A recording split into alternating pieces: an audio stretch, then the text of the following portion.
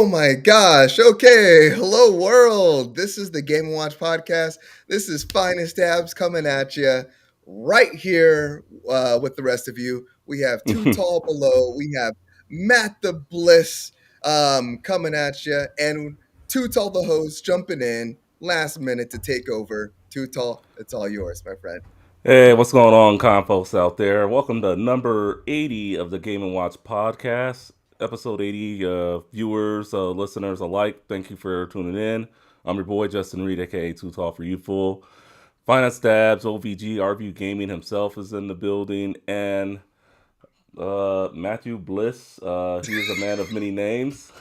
The interpreter of the games industry, prophet of playable material, professor of time preservation, the educator of video games, the educator of a lot of Wow. things. Wow. Did you guys practice this before the show? I had it all. Yeah, I had it all planned out, but I cut off. So I mean, it's just Okay. so Okay. yeah, kind of messed up there. But yeah, I want welcome to a little number jealous. 80 I want of an intro. I want the an Game and intro Watch like that. podcast. Yeah, I want an intro like that. Look, I need a to 5-minute get intro. to get intros like that, you have to start a podcast, then start another one, then start another one, Okay. and then let two of those fail, and then start another one, and then join Oh, some blokes doing another podcast, and then start another one. oh And then crap. you come up Okay. with like 5 or 6 different names for yourself. I got some work ahead of me. Okay. Yeah. That's fair. Yeah. All right, so we have a jam-packed show for you today. Lots going on in the world of gaming this past week. So pretty much, just before we get into it all, just a reminder, the Game & Watch podcast is a RView Gaming or OVG production. You can catch us live on Facebook, Twitch, Twitter, YouTube, and then anywhere you listen to your podcast, you can listen to us on that platform. So Google Podcasts, we're there. Apple Podcasts, we are there. Spotify, we are there. Just about everywhere, we are there. Donate to us, patreon.com/RViewGaming. Anything donate will contribute to making this a better show for all. And if you want to ask us a question, email us at gameandwatchpodcast@gmail.com. I like that little sign you're doing there, Finance. So, all right. So, with all that out of the way, how's everyone doing? What we're playing this week? Well, I guess before we get into what we're playing, just how's everyone doing? Who wants to go first? I'll go first. I just want to I make it will. awkward for the audio listeners. Anyone? Yeah, I wait, thought si- it was a delay. I'm like, oh shit. Yeah, everyone freeze. Yeah, I Okay. think this is going to be the episode with just a tiny drizzle of technical issues, followed by a little bit of where the fuck are we and what are we doing. I love a little drizzle. Oh wait, that didn't sound right. Let's take that back. Never mind. Can we delete that from the episode? We're not live, right? Anyway, Yeah, look, drizzle. I'm doing well. I'm doing so well. We went to a baseball game today. First game of spring training. It was opening day for the Diamondbacks and the Angels, which are our two favorite teams in this household. Mr. Madness. There you go. Spring training. So got my spring training hat on. This is the Cactus League. This is what we're at. Yep, a little bit of baseball.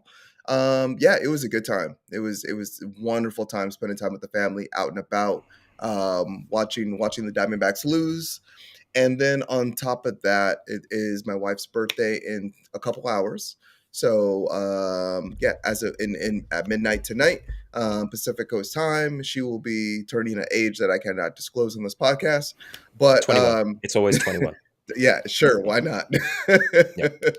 Yeah, 21, and she'll be a little bit older. So I'm gonna wake her up as soon as it turns midnight tonight, and I'm gonna surprise her with a bunch of flowers and treats and all that good stuff, and then we're gonna go, basically enjoy her day. Today was her day, also going to the game, but tomorrow will also be her day, so it is her birthday weekend. And Sorry, did you say you're waking her up at midnight? yes, that is correct. Is that setting up for success, or is that setting up for a pissed off wife? We will find really tired. out. We will definitely find out. Yeah, Well, Okay. no, I won't even go into it. But I bought a whole bunch of stuff a day early, and I need to get it to her before it all dies and dissolves and melts and all that stuff. So, yeah. Right. Okay. Cool. Well, Let us know next week how it goes. Yeah, I will. Yeah, I mean, if you're sleeping in the garage, then we will know how it went. But Yes, I will be right here in my chair, solemnly sleeping. Matt, how are you doing today, sir? Yeah, I'm not bad. I'm just incredibly tired. Had a few too many drinks last night, and I don't drink often. So 4 beers. What? That's hangover territory for me at the moment. what you don't? You had 4 beers last night and you're done? Just woke up with a hangover. Look, I Okay. don't drink too often. I'm not Yeah. a big drinker. Well, what More on was the the fitness event? side of things. I tend to leave them. It's also expensive. Yeah, You guys in it is. America, I know that drinking for you guys isn't necessarily as expensive as it is in Australia, but you could spend like 12 $15 Australian on a pint, which Oh is gosh. crazy. Yeah. Yeah, Well, that If you is want to go on crazy. holiday that's here a and you're lot. looking to That's go out on kind the of high. town, just Mhm. bring cash and lots of it. Bring So So what cash, yeah. was the occasion? okay. Oh, just celebrating my new courtyard. Uh, when we bought in 2020, and the All right, right courtyard on. for our house in the backyard was just filled with white rocks. Like clearly, the person who built this place looked at the backyard and said, "Oh, we don't need to spend any money on that. Just put a pile of rocks in the background, and it'll look nice, but you couldn't use it." So Sounds this like week we Arizona. yeah, pile of Yeah, rocks. yeah, it does. Well, we removed all the rocks. We got a contractor in to pave it, and now we can actually use it for stuff. So there's a little celebration of that and seeing some people that we haven't seen for a while. So it was a good time. Awesome. Just Congrats. hanging out with peeps. Yep. Other than that, just Yeah, work. yeah, that sounds very Work at good, home. man. Yeah. Just work, Too tall. Can't complain. working home. Oh yeah, for me, just I've been all right. Just just trying to kick this cold that I got for the most part. It's not COVID. I took 2 tests. It came back negative. Just congestion. I suffered from postnasal drip growing up, and I guess I still do as an adult. So I mean, just kicking that. Otherwise, I'm good. Just living life, working. Coming on home, all that stuff. Got the car wash Coming today, so home. that was a good thing. Coming home is a thing. Is that Yeah, is that coming a home. Yeah, not a well, I mean, is that a not a normal thing for you? well, I mean, well, yeah, I always come home. I always drive to work. I always drive home, and Okay. I was actually just watching this NCAA tournament right before we started going live. I guess St. Peter's took down Murray State, and they're going to be the third ever 15th seed to play in the Sweet 16. College. So Fun. for you sports fans out there, yeah, NCAA college basketball, the tournament's going on right now. Matt's just shaking his head like, nope, nope, nope, I nope, nope. if you Come put on, all Matt, those man. words if you put all those words together that you just said, I would not have thought it had anything to do with sport.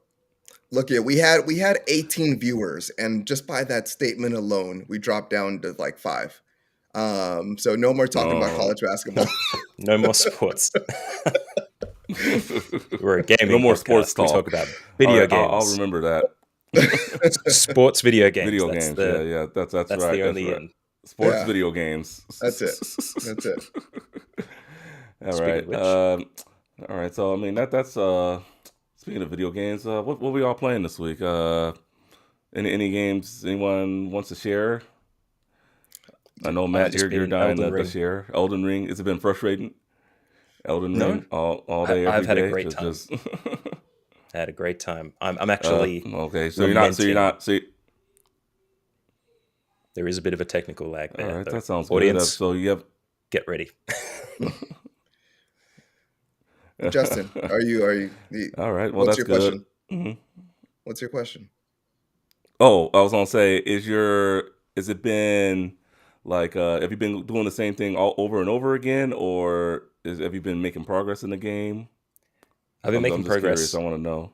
It's a look. It's a huge game. I think I said it when it was about to come out that it's Souls-like, but it's not. It's not linear. It's not boring. The great thing about it is that you can, if something's too hard or you can't do it, you just go somewhere else and you give it a try. And there is such a huge amount of stuff to discover in that game. Boredom never happens. There's always something else to do. Yeah. So, yeah, it's never the same thing over and over again. like the amount of weapons and armor and stuff that you can do, the different bosses, the different environments, the stuff you discover.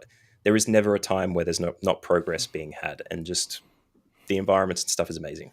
So I'm having a great time with it, and it's actually grown on me over time. I think it takes a little bit of time to get into it, but once you're in, that's 100 hours of your life while away. I'm only up to Yeah, 45 hours, but yeah. I can't wait. Like I'm so like just hearing the 45 hours. talk around that game in general. I'm just so stoked. Squares or I'm sorry, FromSoft. No, yeah, FromSoft. They just put an FromSoft. Yeah, from update like soft. yesterday, I believe, that like Yep. nerfed a whole bunch of like the OP weapons, and just like Yes. the ability to speed run the game. Like the The game speed was being running. like, yeah, the game was like being dominated within like a half an hour, and Mm, people were like just mining runes, or I don't know if mining's the right term, but people were just getting runes like crazy. So I'm a little bit sad that I didn't get to experience that like front of the game, like that experience that like everyone else was gonna experiencing, where you just kind of like, you just jump into the game, and the game's a little bit broken and you get to experience that. I'm kind of sad that they're fixing a lot of those aspects to where I'm not going to be able to jump in, but I'm still so excited to jump in for this game. I cannot wait. I mean, this is the talk of the town. This is what everyone's been talking about for the last, several weeks, and maybe for the rest of the year. We'll see. yeah. No, look, you're right in the money. It's going to change over time too, because people can jump in and out with co-op, and they're looking at expanding the PvP stuff as well. There's going to be metas, like they're going to do weapon balancing for the life of this thing, so it's going to change constantly. Um, but I would highly recommend it to anybody. Really, I was nascent to recommend it to people before, just because everyone was like, "You have to play this game." Like the hype was massive, but after having 45 hours with it, give it a go. If you've got a chance, jump on it. And yeah, I'd be really keen to hear what you think, Finus, once you get time to dive into it. Yeah, no, I can't wait. I Have you mean, tackled it too tall? yeah, you have Yeah, the game. yeah, I Yeah. have the game. Yeah, I have it right here. But um, I'm not. I played it twice, and Yeah. based on what I've been hearing from everybody, especially you, Matt, just it's very incredible. Like you can just go anywhere. If you're dying somewhere, you can just go somewhere else and then die, and then just go somewhere else and die. I just, I mean, I Sounds know. like your experience has been not necessarily the most rewarding. Well, I mean, one thing is, I mean, I do prefer structure in my games, but just because I'm getting murked doesn't mean I think it's a bad game, if that makes sense. So, I mean, I do like how they just like, I mean, to me, it's like Ghost of Tsushima, just, all right, here's the tutorial. All right, here you go out there. And I, I beat that game, so I mean, so it reminds Mm, me a lot of that. So, I mean, I just need some more time to really get into it. But right now, I've had the Assassin's Creed itch. So I beat two. So I started Brotherhood because I wanted to really see which game is better since you brought it up, Matt. So if anything, you kind of influenced me to play Brotherhood again. And so far, I mean, from what I remember, and after playing it for a little bit, just they do have quality of life changes in from two to Brotherhood, but I still do think that two was just more fun at the end of the day. But I'm gonna beat Brotherhood, and then after that, I'll definitely jump into some Elden Ring, and then also what I've been playing is this Vita I got here, my PS Vita. Sorry for anyone that's listening, but I'm holding it up to the camera. And then I got the Wipeout game, and that game is incredible. Goes real fast, plays very good. Um, I'm enjoying it a lot. So I mean, so definitely, just with the PS Vita, and I also got another game coming for the Vita, Need for Speed Most Wanted, the 2012 version. So I'm building up my Vita collection slowly but surely. Oh, come on, Matt. Come on, come on. I know. 2005. It's the only most wanted that you should be playing. Razor, Blacklist, uh, best album that I've ever had in a game. Carbon underrated. Sorry, this is not the platform for this. The same. Hey, we're talking video games. We're talking music with video games. Hey, I'm all for it. But yeah, definitely that's what I've been playing right now. Just pretty much just Assassin's Creed Brotherhood, and yeah, just what you've been up to, Finance, in terms of what you've been playing. I mean, for me, it's so this is the reason why I'm not into Elden Ring is because I'm very much playing Horizon Forbidden West, and I'm 40 hours into that game, and I'm like probably barely at the middle of the game. Are you Uh, serious? yeah, 40 the Is it game. hours? because you're side questing though?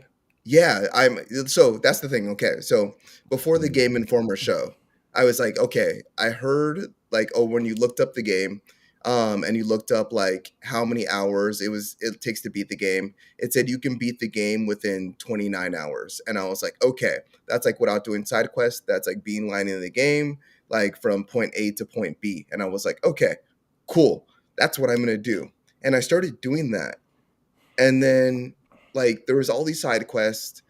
Of course, like I listened to reviews, I look at reviews, and I was hearing a lot about the side quests.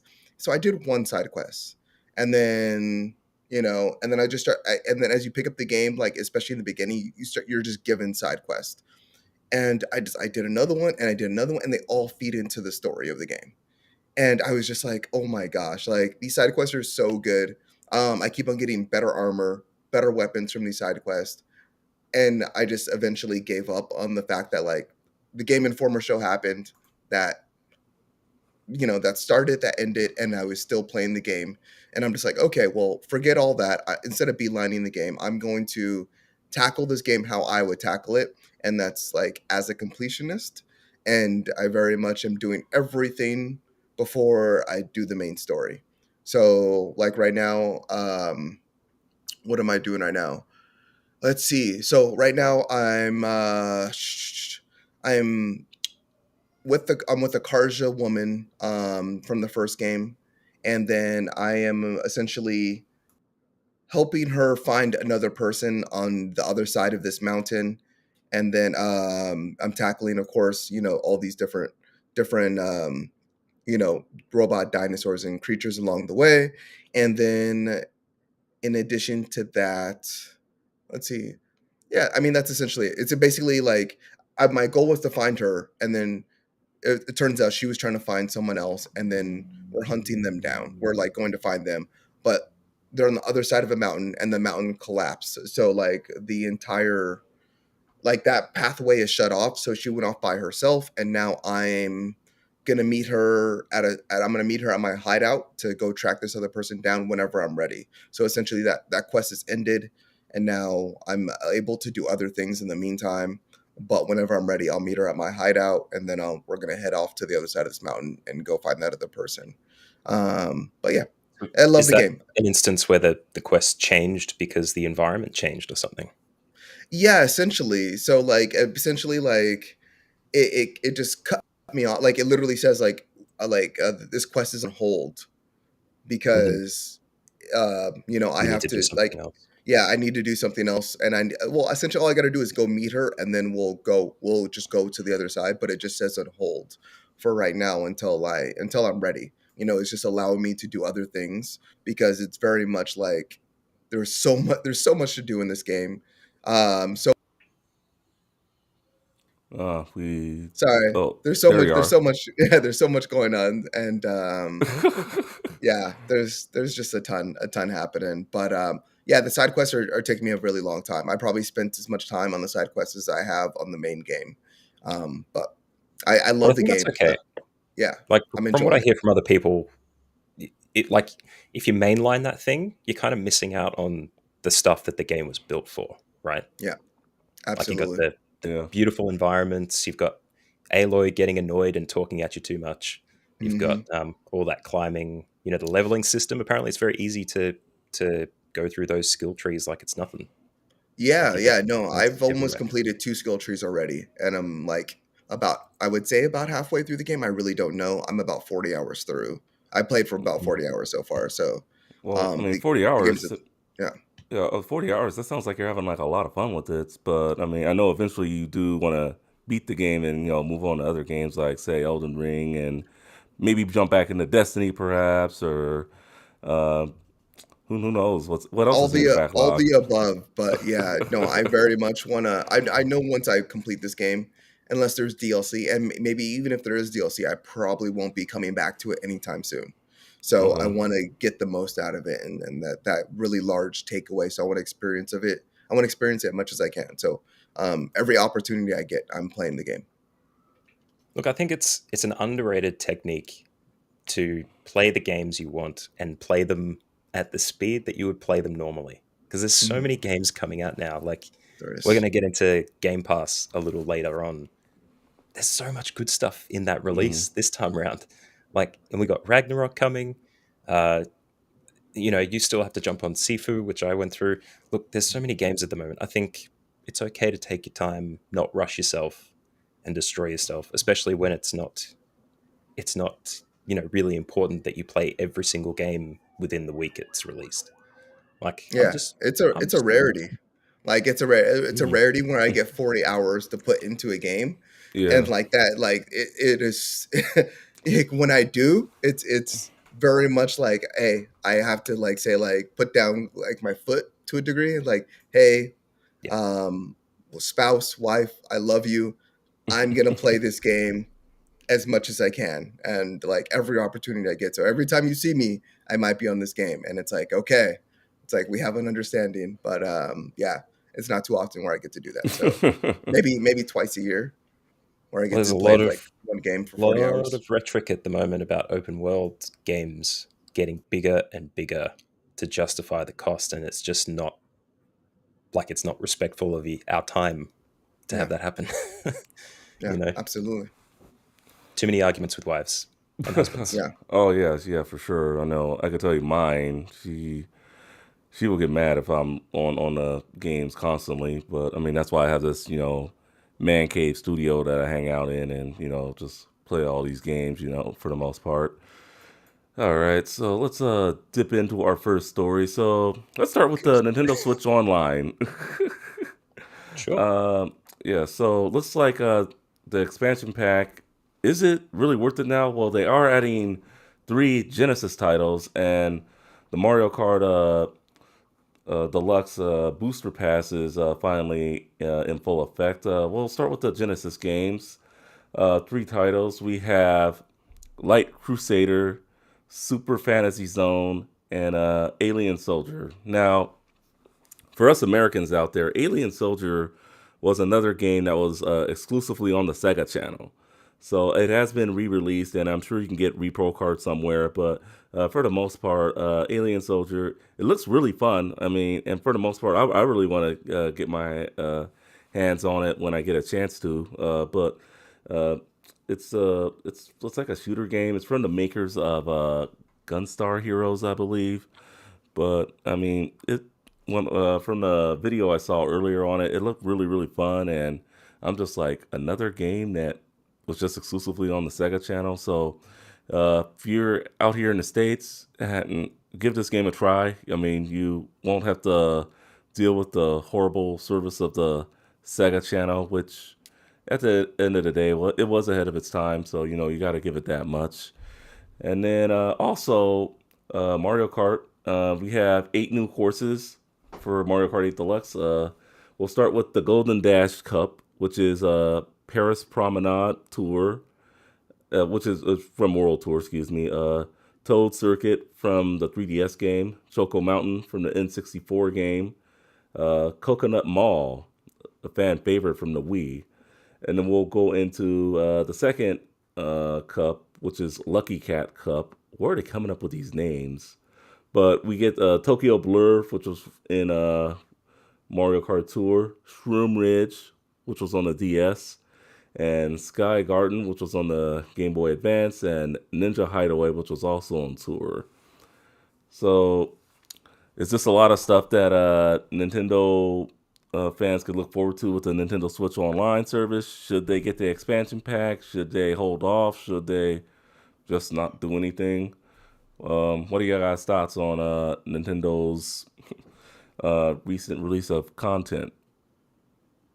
Well, this is I'm your both of your corners. I think I'm not really much of a Nintendo fanboy, but from what I've seen, look, if you're going to play the games and you know you'll enjoy it, pay the money, but otherwise don't do it just to get it.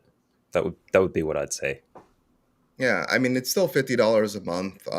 Once again, like if I were to do this, if I was to purchase this online service, because like me buying the games individually, I don't feel like it's worth it because you spend, hundreds of dollars.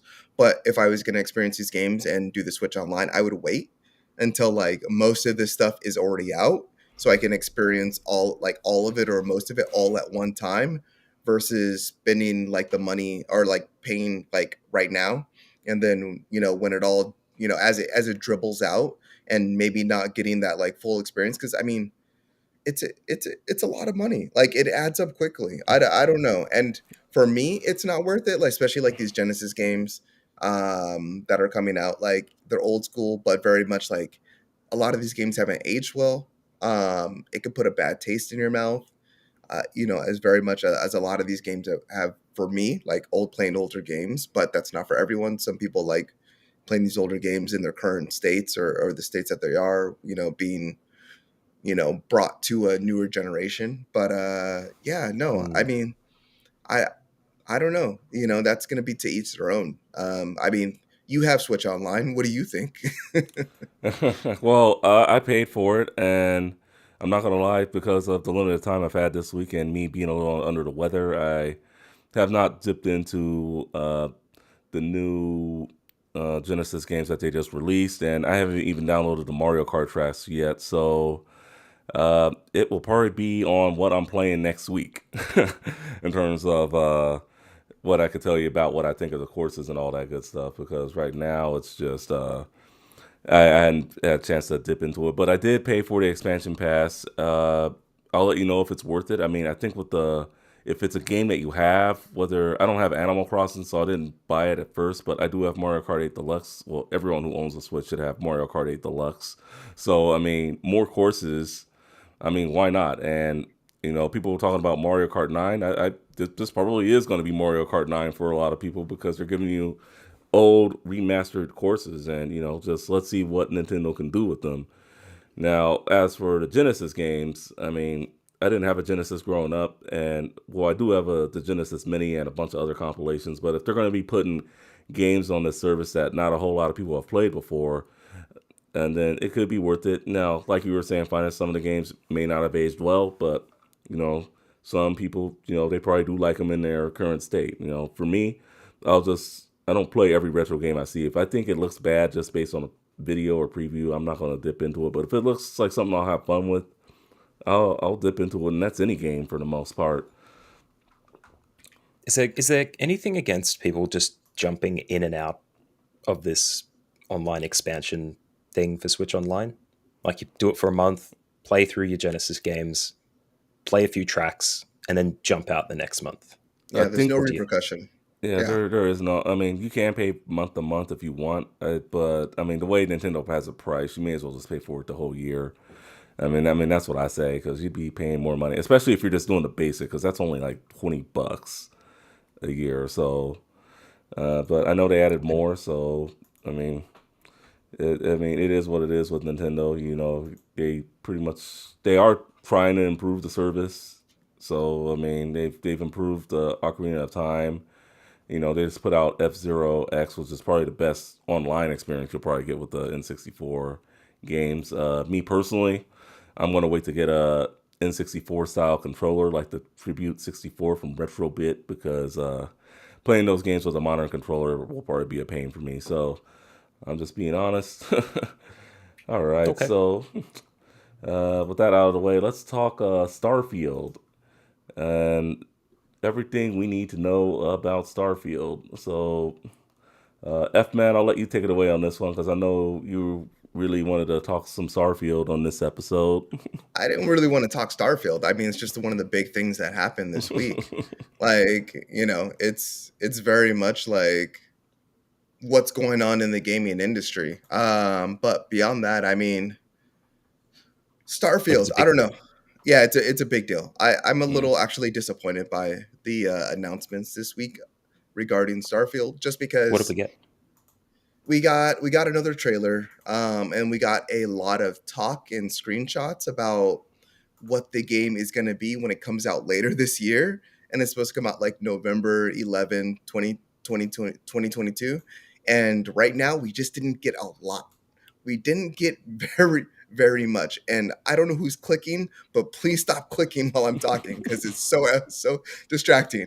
But yeah, we just didn't get a lot about the game. And you know what? Right now, I feel like there's banking on the fact that like Todd Howard like is one of like the producers of this game, because it's just by this time when you have like such a big game that's supposed to come out like later in the year, and then a game that they've been working on for so long, you know we usually just have more at this point. But I don't know, there's not really a lot to go by. We know that the game is going to be about exploration. Hmm. It is very much, the in the interview they called it was kind of funny. In the interview they called it NASA punk, is what they call the art style. um yeah, it's just it looks like very much like a what's A I've space Fallout. I was gonna say No Man's Sky, a No, No Man's Sky, but yeah. like a more story based No Man's Sky, where they really dig into like story, and but like it's just like an upgraded graphics and version of that. Like, I don't know. I'm not impressed what I've seen. I'm actually like, the more they show, or the kind of the more they show, because they're really not showing a lot. I'm getting less and less interested, like every second. This is Um, what happens though. This is the plight of the gamer, and yeah. I think it's going to be the thing that led Cyberpunk to its fall as well. The idea that you've teased something for so long, your imagination has so much room to fill in the gaps, and then as they start filling the gaps, they don't meet your expectations because you've had that what you want the game to be, and the more they tell you it's not that, so you kind of get disappointed over time. Yeah. But I mean, but it's also. like, oh no, go. I'm sorry. Go on. Oh, I was just going to say it's also in a time where kind of space RPGs have been not done to death, but there's quite a lot of them. Like we've got Star Citizen, which is never going to come out. Um, Elite Dangerous, which was space exploration in a simulator. Hmm. They've got a touchdown mode too, where you can land on planets. We've got No Man's Sky. We've got the Outer Worlds, which is that full RPG kind of Bethesda style experience. Like there's so many out there now. You kind of probably pick and choose the bits that you want to keep as well. Like Yeah. I like the No Man's Sky exploration, maybe 40% of the Outer Worlds RPG stuff, so I can talk to people. And then you start wrapping it around how they build the old Scrolls and the Fallout series, and it starts to become this really awesome hype machine. And Hmm. then, it kind of ends up being whatever it is. No, you're But totally right. And it's like, in terms of like hype and like the build around it, like it very much reminds me of like Star Citizen. Mm. Like, just like that space game that like still is not finished yet, that they keep on doing multiple fundings for, like in order to build this complete universe that they've promised but still hasn't come to fruition. But yeah, I mean, like in the trailer, like Star Citizen, like, not Star Citizen, Starfield, they very just talked about the engine, and they talked about the story, but they didn't show any of it. Like, they didn't show like what the game is, and they keep on talking around what it is going to be, but that's like so scary when the game is supposed to be like less than a year away. Like, give me, yeah. like, don't talk to me about what the game's going to be. Give me what the game is going to be, and I will interpret it for myself. So would you be happier then if they just waited until like a few months and did the, check under your chair, Starfield is there, ready for you to play? Would you prefer that almost? I mean, not necessarily that it's ready to play, but like, if you're gonna show me a trailer, like, have the trailer was very much a cinematography, or cinemat anyway. It was a trailer that like showed. Cinematography. Yeah, it's not the word I was trying to say. Oh. Anyway, it was very much like it showed me like it showed me a character, it showed me a lot of different environments, but it didn't tell me anything. It didn't provide me with any narrative. It didn't provide me any narrative beats, really a trail that I can track in determining like what Starfield is for myself. It was like kind of just like hitting the beats that they were talking about, like, oh, this is the engine we're working on. We're working on I think it was the Cry engine or the Creation engine. Creation engine 2 was the engine, and they're like, oh, this is the engine we're working on, and here's what we're building with the engine, and here's this world and this world and this world, and let's talk about the worlds. And then it showed me a static image of this world and this world, like, which it wasn't even a trailer at that point. And it just it wasn't much to go off, considering just at the point that we're at. And this game has been in development, supposedly since before 2018. You know, I was going to say, was it announced 2015 or 16 or something? yeah, it was announced, yeah, around, I would say, I think 2015, 2014 was the announcement. Yeah. Yeah. Look, it might speak to the scope of this game that they know that you can't have one thing telling everything about it. They could Mhm. also be at the stage that we find out in 2 years that gameplay and mechanics and action and all that stuff is like being rejigged and changed because something broke, or oh my god, Horizon Forbidden West took this mechanic and now we can't use it anymore, or they did it better, so we're going to change this again. It's Yeah, it's a really weird one. Yeah, for sure. So for the most part, let's jump into Babylon's Fall. Looks like they've been having a lot of problems, but the developers say that uh, they are determined to fix the game. Right, with a few tweets, they're saying that no, there are no plans to reduce the scale of development on Babylon's Fall. Content up to season 2 is now practically complete, and we have started to work on season 3 and beyond. We will continue to provide new content for the game and make improvements based on player feedback, striving to keep existing players playing and to attract newcomers. We would like to thank all Sentinels already enjoying the world of Babylon's Fall as we look forward to welcoming more of you in the future. I know this game has been review bombed horribly.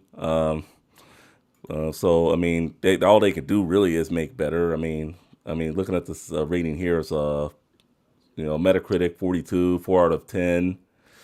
I think you're That's being that's incredibly generous here.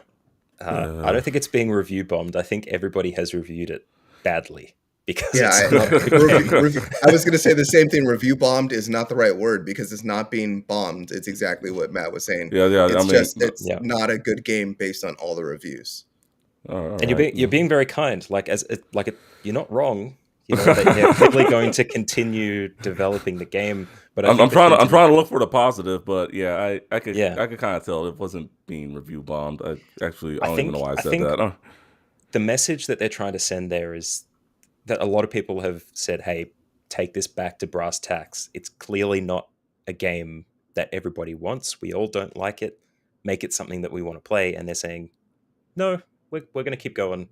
We've got all this seasonal content ready to go. We're going to keep going with this, particular aspect." They may fix stuff wrong with it, but from the objections that I've seen to it, it's been that it looks terrible, it plays terrible, the menu UI is impossible to decipher. You don't know what you're doing at any one time, and it's all very generic and bland. And I don't know how you fix that without changing the entire game. And But anyway, I mean, that's what I read in the tweet. they they they are trying to fix it, but they just don't know what direction to go. And that's kind of confusing in my head because, like you said, you just like stated, like there was a lot wrong with the game in terms of like combat, navigation, menus, and so forth. And like Square Enix published the game, Platinum Games developed the game, and Square Enix put out a survey. They're like, how can we make this game better? And it's just like, Yep.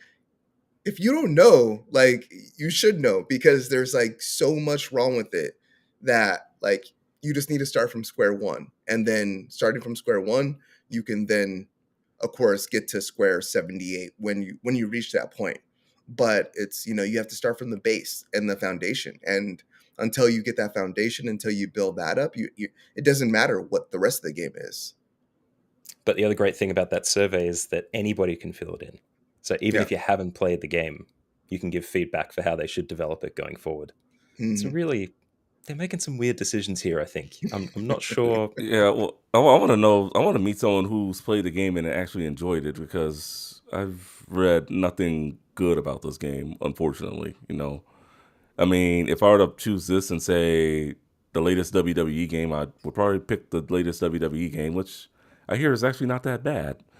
But I mean, yeah, it just seems like they have a lot of work to do, and it's just like they don't know where to begin. Well, they want to just be like, we're just going to give you everything, and it's just like I said, until I meet someone who actually who's played the game and likes it, it's I mean, it's scary when a game puts out a tweet and in the tweet's caption is like, "No, this game is not in danger of of closing or ending or anything like that." They did release the roadmap, so there is like plenty to look forward to for people that are enjoying this game or that did purchase this game. It's just the only thing I worry about, like in terms of roadmaps and things like that, with as many problems as there are with this game, is it going to fall like a cyberpunk where like the roadmap essentially gets delayed because they have to make all these improvements to the base game in order to fix essentially everything about the game, or This is even the like an thing. Anthem. Yeah. I don't think they're compromising on anything particular. Like Okay. development, they clearly want it to be a live service game that lasts for a long time. So they might Hmm. be looking at whatever feedback they gather now, spooling up in project time, and maybe starting to deploy it next year. In which case, they're kind of hands off for it. But the thing, you mentioning Square being the one who published this, it made me think of all the times that the AAA titles that have come out to much fanfare and enjoyment, and they've turned around and said, this one didn't really perform as well as we expected. Marvel's Guardians of the Galaxy was the one where they said, it's been nominated for Game Awards and stuff. People have been playing it. People have had a great time with it. It didn't meet our initial projections, so they need to Yeah. do a little bit better. I can't imagine what the announcement is going to be for Babylon's Fall in a year when they look at it and go, yeah, we'll support this one. This is a good one. Keep going. Keep doing what I'm you're just doing. I'm just waiting to walk in the GameStop and be like, Babylon's Fall, $5. All right here. So I find this funny, just because I'm sadistic, but two of the worst games in the last 2 years both had fall at the end of the game. There's Babylon's Fall and there's Godfall. True. Just Both had a live service as well. I guess. yeah, I mean, so what does yeah. that mean? Don't make a game that has the word fall in it? I don't know. Honestly, the games actually remind me a lot of each other. Like looking at the aesthetic of the games and what they're trying God's to do, fall. like they very much remind me. Like if you put these games side by side and just showed them to me, I would have a only there's subtle difference. I would know the difference, but I would have a tough time deciphering if you like showed like maybe not their stock images and their stock armors and stuff like that. I would just have a Mm. tough time deciding what to play between God's Fall and Babylon's Fall. Well, we will definitely have a podcast about the worst games of the year. We should Oh do that yeah, in the yeah. next We couple. we should That'd be yeah, Yeah. great. definitely. Yeah, worst games of the year of last year, or just worst games so This this far this year, yeah. this year. This year. Okay, Yeah. okay. There's All been right. quite there's been quite a few, but there's It's been been so like many great games. 100 games out this year Yeah, already. yeah. There'll It's be not at plenty the. of fodder to pick Stupid. through. It'll be a good round table toward the end of the year that we could do. No, All no right. round tables. Let's just get it done. Let's just get it done. All Squares. right. Square So, tables. Nice Yeah, square pointy tables. edges. Square exactly. tables. Okay. Let's talk movies. Video game movies. Are you ready? Finance, I know you're ready. Matt, I know you're ready. Sonic the Hedgehog 2. And looking at that poster that they put out with Sonic, Tails, and Robotnik behind the two, they definitely did. They nailed it with trying to recreate that original box art for the video game. And yeah, that trailer was just so amazing. And that lady's just mad that Sonic and Tails ruined her wedding. And yeah, Look, I do it's like the Easter egg. there's tons of them in there. Like there's even a Winter Yeah, Soldier reference right at the start of the trailer that we're seeing on screen at the moment. Like I think they've got the formula just right, haven't they? They're like Yeah. pulling people in at the right rates. You know, you got your nostalgic gamers in there. You got people who enjoy voice acting from particular people. They're just hitting the notes. They're doing it. yeah. They're Yeah. nailing it with this one. I mean, this is exactly what I want. I want less of the human world, and I want more of Sonic and his world and that weird quirkiness, and yeah, just more of those characters. And that's all I wanted from the first movie. Like the first movie was good, don't get me wrong, but yeah, just having to just being embraced by Sonic and his world is really where the game is. I feel like is going to really come to fruition. Definitely. I just want to see more Knuckles, to be honest. I love Idris Elba as an actor and how Mhm. versatile he tends to be. And I really want to hear more of him talking as Knuckles just to figure out exactly what he's trying to land on with it. It's just going to be good. Yeah, I'll have to go Yeah. watch it. I'm very excited to see how they use Knuckles. Well, we all know what happens. I mean, if you play the original Sonic games, he was a bad guy because Eggman tricked him into thinking that Sonic was going to steal the Master Emerald, and then eventually he comes to his senses, and now he's a good guy, rides along Sonic, but we all know what happens. But I mean, I'm just interested to see if they bring in, say, Shadow or Metal Sonic or I Amy mean, if these movies Rose. keep on going, yeah, I mean, I wouldn't see any reason why not. I mean, this is all. I mean, what's it called? Who? What company? Is it Paramount that's Yeah, making this movie? Paramount. It's Paramount. Yeah, Yeah. Paramount. I mean, they're tripling down, like we Mm, talked about a couple episodes back. They're doing the TV show. They're with Knuckles. They're doing this. They already confirmed Sonic 3 is going to be in the works. I mean, this is going to be a thing for a little bit, at least a little bit. yeah. So I mean, if this movie doesn't do well, the next movie doesn't do well, the TV show doesn't do well, yeah, that'll probably be the end of it. But for the meantime, we're getting a lot more Sonic. Paramount Plus is doing it too. I don't know if you guys are interested in it, but the whole Star Trek universe expansion stuff that they're pumping money into is ridiculous. I heard it was good until the very end. I heard like the ending wasn't that great, but I heard like up until the ending was incredible. Of what? A Star Star Trek. Trek. Yeah. Yeah, and I Which know. one? Deep Yeah. Space Nine, Voyager, Next Generation, Enterprise, Discovery, Lower Wow, Now you're Decks. asking me wow, Which questions one? wow, I wow. want to That's too know. much Star Trek for me, man. I'm not. I just know the original Star Trek, and then the one from the '90s, the Next Generation. That's about it for me when it comes to Star Trek. But Fair enough. But yeah. anyway, So I hope it's a day and date release on Paramount Plus for their stuff, yeah, so I definitely. can I'm looking make a forward big. to it. I'll probably. I mean, theaters are open up here again in my side of the world, so I'll probably be going to the theater to watch Sonic the Hedgehog too. I'm excited about it. I can't wait for it. So crossplay with the new game coming out next week, and we'll be talking more about this. What is it? Tina's Wonder World. Yes, Tina's Wonder. Yeah, Tiny Tina's Wonderland. Excuse me. Has PlayStation finally given up on the crossplay war? You know how a while back how there were a few games were very resistant. Nintendo was on board, Xbox, PC, they were on board.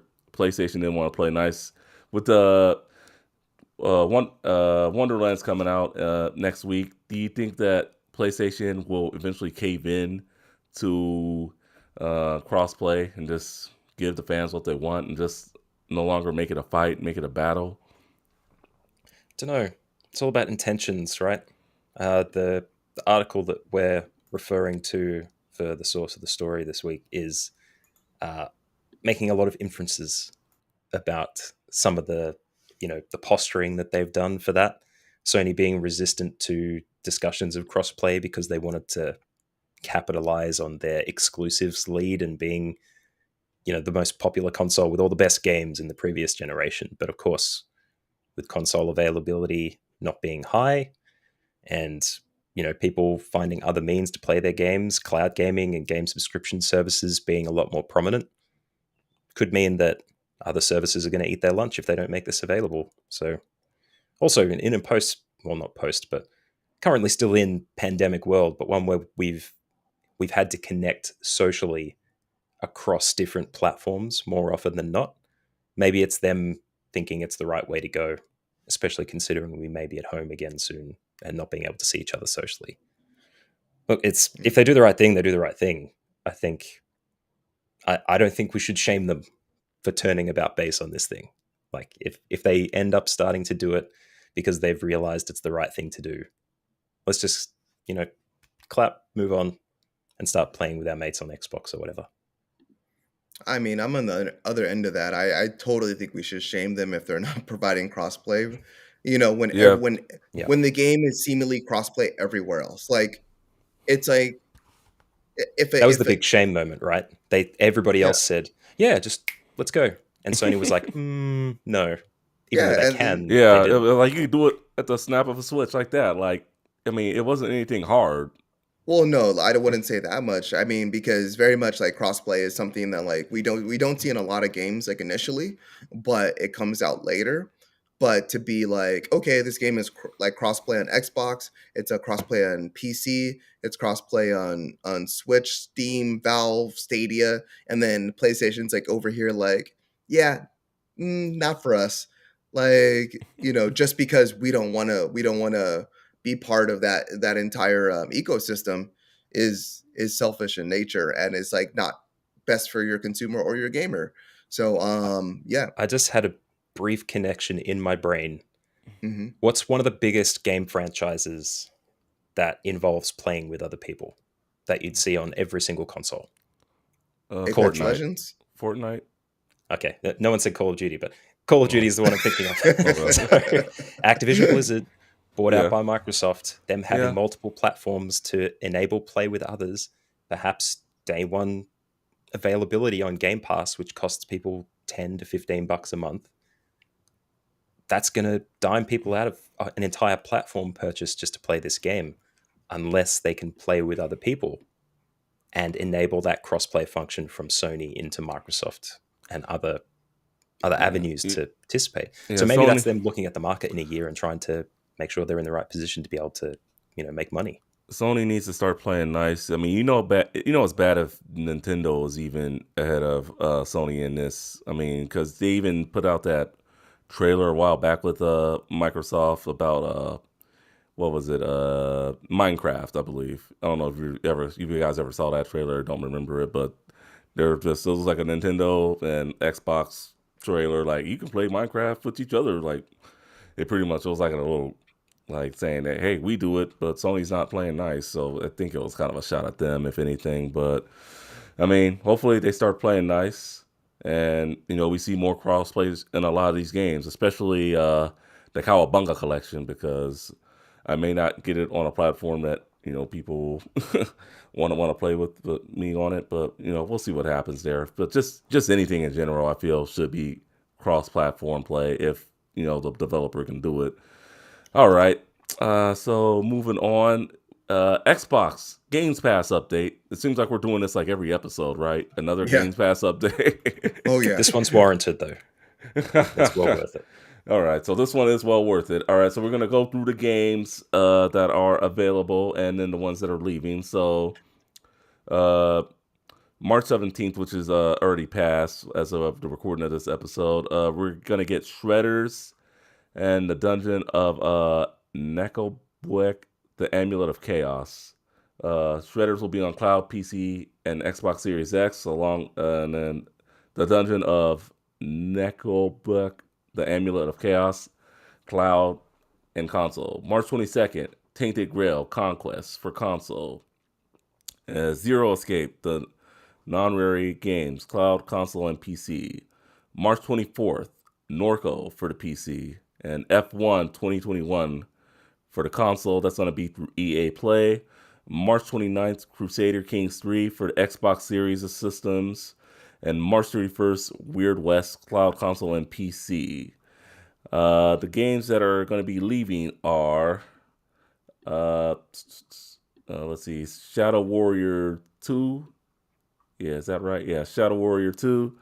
Uh, Madden NFL 20. Narita Boy.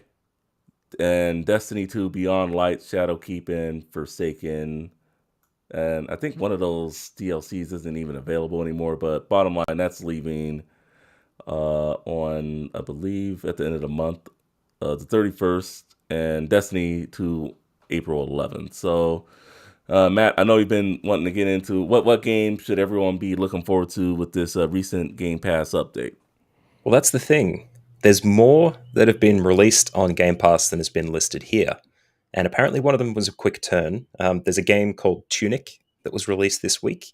It's kind of like a Souls-like, Fez-like kind of brawler sort of game. That one got a day one Game Pass release, which is available right now, which is awesome. Also, a quick shout out for the Our View game trailers stuff, which has now made its way into the YouTube channel for Our View Gaming. Shout out Finest. Young Souls Yeah. has also made its way onto Game Pass day one, which is available. We've got Paradise Killer, Kentucky Route Zero, which was probably announced a little while ago, I think. The third in the Final Fantasy 13, Lightning Returns, I think, was the third one. There's Yeah. so much stuff that's popped in this week, a ridiculous amount. But the big ones of note, Tunic and Young Souls, I think. Yeah. Everyone's been on Yeah, Tunic, but and that's like yeah, definitely the talk of the town. Yeah. Yeah, Tunic Yep. we're gonna get into later, as it was part of that Xbox Indie showcase that they did earlier this week. So we will be talking about that. Yeah. And I would play it, but I think it's too much like a Souls game. And I don't want to do Elden Ring and Tunic at the same time. I feel like that's a recipe to make my brain explode. So we'll see. Anyone's brain could explode doing that, you know. So Yeah. But it's so good. Like if you were thinking about Game Pass and weren't quite sure, like it's been a bit of a drought, I think, for the last few months on Game Pass with all the big Yeah, it game has been. releases elsewhere. Jump on it again. You know, do your $1 for 3 months or whatever it is that you Well, can get. like the initial Game Pass, like the initial Game Pass offering hasn't been offering much. So like as we go Yeah. into like the month, it's like, oh, like Game Pass looks disappointing. And then like always like a week or two, like they do like the updates, like the Game Pass updates, like, oh, here's more games coming to Game Pass. And then that's when they Sneaky come out man. with Guardians. And then that's when they come Yeah. out with like Tunic. And that's when they come out with, like all these other games. And you're just like, wait, hold on. Game Pass was disappointing this month, but now it's not, because you not only released like the original like 8 games or 12 games or whatever it is, but you've released like 20, 30 games that are all accessible to me for my $10 or $15 a month. Like, and When- it's insane. it's funny when you think about canceling, it just puts out more games to just trickle you back in or just stop you from canceling. You know, just Yeah. I think it's psyops for the economy. Like you're not going to cancel. You're going to run as close to the end of the month as you can. If you think like 5 days prior, they might drop something massive into the catalog and will make you want to keep that membership. I think there's a little psychological stuff going on there to try and motivate people to hang around on the service longer than they'd expect I usually. wouldn't be surprised. It feels Yeah. like it. yeah, I think Yeah. they're doing something there, because I mean, just because like you were saying, Finest, I mean, this past few months have been just mediocre stuff at best, if that, you know. So, I mean, the only thing really keeping me around really is Forza Horizon 5, which I'm probably gonna pick up physically pretty soon. So, I mean, we'll definitely see, but I'll definitely keep it around to see if there's another game that, you know, I definitely want to play. The Pedestrian was a very fun one. You know, I definitely really enjoyed that. Thank you, Matt, Yeah, for the man. recommendation. So good. Yeah, very very good game. If find you should definitely try that game out if you haven't had a chance to yet. Yeah, I mean, I love puzzle games, and I definitely Yeah, thought about it. Yeah. yeah, it's really fun. Not very long at all either. So Elden Ring, I know we've been talking about this through a lot of the episode. 12 million copies. So just real quick here, what are your thoughts? Should everyone just go buy it? Best game of the year, game of the year? Would you give it that crown right now, or just? Oh, yeah. Obviously, it's going to get awards everywhere. Look, not since The Last of Us 2 or Witcher 3 are we going to see a number of 10 out of 10s from Game Awards shows like months before they actually announce it properly. But it's going to be ridiculous what we see. But the reason it's selling so well is the hype. And that The would hype. be the thing that leaves me cautious. Like if I hadn't played it up till this point, I'd be looking at that and going, Okay, so you've all motivated people to buy it. That's great. But is the game actually worth playing? Which I can now say, yes, it is definitely worth playing. But yeah, look, it's going to be a really interesting debate, I think, about whether it deserves this or not. What do you guys I think? I don't think it's a debate really though, because I mean, it's one thing to sell 12 million copies. Okay, it's like 12 million copies is insane because I mean, if you think about like Demon Souls or any of the other Soulsborne games, this is like 2 to 3 times the amount that any Yeah, other Soulsborne games is yeah. sold It doesn't. in None of in them come years. Like, close. None yeah, of, like Demon Souls like did it like over the span of like 4 years, and I think they sold like 8 million or like 10 million yeah. somewhere around there, and that was over 4 years. This is this is in like less than a month. This game has sold 12 million copies, which is insane. So, but even beyond the numbers, it's not just about numbers. It's really about the game itself and what the game has to offer, and does it offer enough to earn Game of the Year? Like like when Take Two got Game of the Year last year, like it was Huge so astonishing. surprise. Yeah, huge surprise, you know? No one was talking about that game. It but it had something to offer there. Enough for it to really facilitate it being at least spoken about and critically acclaimed enough to where it could earn Game of the Year, and take it away from a lot of other games that were just as well deserved. But I have that game's on sale for $10-15 now. So if you want to go play that game, go pick it up. But I think it might Elden be on Ring, Game Pass still as well. and it's Maybe. on Game Pass. Yeah. So I mean, if Yeah. it go play it if you have the opportunity. But in terms of Elden Ring is I honestly I think it's I haven't played it. I haven't played it, but just the way everyone's been speaking about the game and the way how it's like a water cooler game where everyone is having such different experiences. I Everyone is talking about Elden Ring, and I'm not getting tired of hearing about it because everyone has a different story to tell. They're battling the same bosses, they're going through the same dungeons, and they're essentially going through the same world, but it is all so varied and so different that I can listen to 50 people tell me about the same game, and like just hearing about it, I won't know that they're telling me about the same game until they get to the like until they mention the boss's name. Like it's like, oh wait, you did all that and you battled this boss. I just talked to Phil over here and he did all this and this and this, and then he got to the boss. And just the replayability based on like the class that you choose. Like I've been listening to people play a sorcerer and like putting all their runes and all their energy towards their spells and things like that, and have a completely different experience than like an archer versus a person that puts it all towards their strength, and just like the weapons that they're able to do, or the fact that like they didn't know they can dual wield and then all of a sudden they're dual wielding, and it just changes the game for them, and none of this is explained to them, but they're just jumping into the game and they're having these like such different experiences. I'm so excited for this game. I cannot wait to play, and I can't wait to have those conversations with you, Matt, and I'm so sorry I can't have those conversations now because I want to have them now. And I'm just like Dude, Horizon. Like no one's playing Horizon right now. yeah. Well, I mean, yeah. You're the only one I know who's playing Horizon. I mean, let's face it. Elden Ring's the talk of the town right now. Yeah. it is. But that'll drive the sales, right? The idea that everyone will have a different story with this Mhm. game. And I think that should be the messaging that everybody sends around, as opposed to it's just the best game ever, go buy it. Like Yeah. that tells something about it. It says something about how you'll enjoy it, that you create your own path through it. And Mhm. it's going to be enjoyable, or maybe not. Maybe you have some challenge there. But yeah, look, it whether it gets the best selling game of all time remains to be seen, but it's doing pretty well. Yeah. It's doing very I well. don't think it'll be the best selling game of all time. I mean, I'm just saying, but you never know. You never know What's in the this day top and age. contender at this stage? Do either of you know? What is currently the best selling? You want to fact check that real quick, find and see what the best selling game of all time is. If we don't know, then maybe I we mean, leave it as a no. discussion for another episode.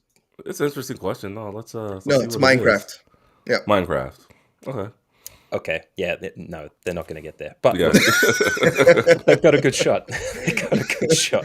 Yeah, there's no way they're reaching Minecraft. Grand Theft Auto is right below that. So Yeah, GTA 5, this is yeah, like second or something. Yeah, it might. Well, you never know, but no, it's not going to reach it. it's not I GTA gonna. can tell you 5 right now. coming out on No, yeah, PS5 and no, Series no, no, X. yeah, no, Yeah, Forget no. about it. I think we're good. All right, so we talked about Gamescom last week, Finest. Gamescom 2022. And then I mentioned E3, and I guess they heard me because E3 2022 is rumored to be happening as a digital event once again. called it. You called it. Yeah, It's real. Has to be, So it right? sounds like it has to be a rumor. It sounds like it's probably going to be happening. And like I was saying last week, I'm just happy that these game conventions are coming back. With COVID and all, but it just seems like COVID just destroyed E3. With it just going to be digital and just Dude, like E3 destroyed E3. this is Let's true. be I mean, fair. Yeah, well, I guess you could say that. I mean, them opening up to the public, some people will blame that. I mean, other people will just blame just like, what Really was going on shitty there. website security that leaks Yeah. press personal information to the Yeah, public. that's not very good. Their unwillingness to negotiate and compromise with how they approach the whole enterprise with everyone moving away. Like Mhm. Sony permanently got rid of their booth at E3, Mhm. right? Yeah. Yep. Writing on the wall, and that was like 4 years ago. And then Mhm. them opening up to the public had nothing to do like destroying it. That's like a money maker for them. Yeah. But them Yeah, not like properly preparing for to like provide events and like proper gameplays for the public Yeah. was a big miss. Yeah, Like that was a big it's you miss. could have made so much money. Like gamers have been waiting their entire lives to come to this event, and they bought the tickets, and now you have this event where it's still very much like waiting in lines. waiting in lines, Like but like like at an it's made amusement park. but like not even waiting in lines for like something that like you're gonna do, waiting in lines that are still made for publishers and made for those journalists and made for the Yeah. industry versus like the people that are paying for the event. Like, because all these people, it was essentially the same event, but they just sold tickets for. And like the Wi-Fi, there was no Wi-Fi. It was horrible. Wi-Fi was horrible when we went. Like Yeah.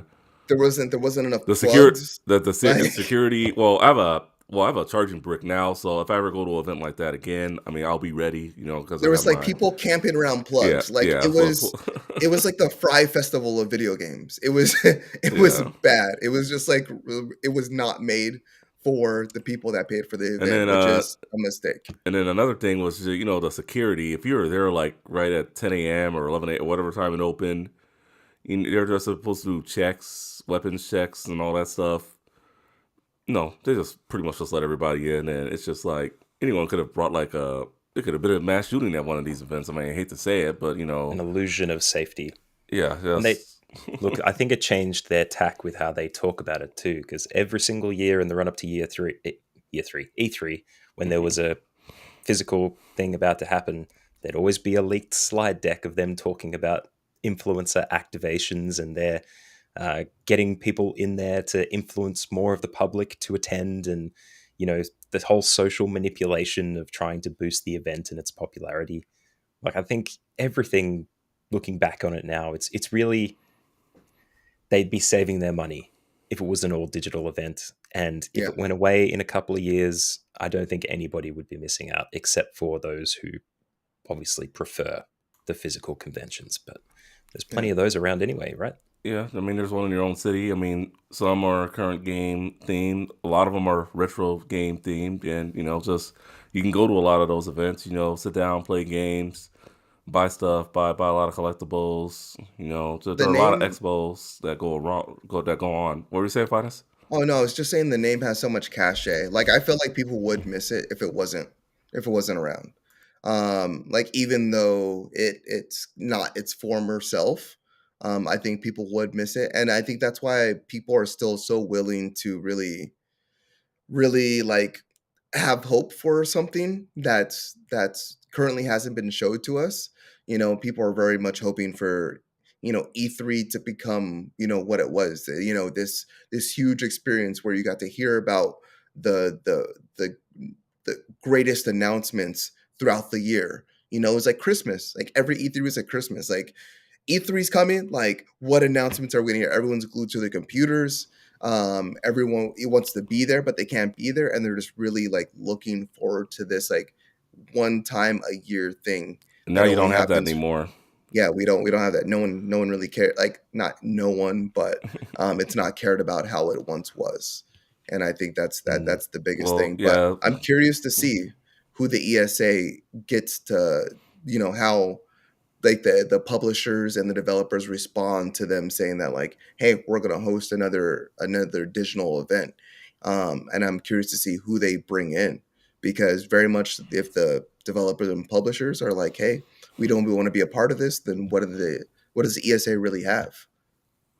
Yeah. yeah, no kidding. And then it's just like some of these showcases from last year, like we saw Capcom's event finest, and that was, Yeah. oh boy.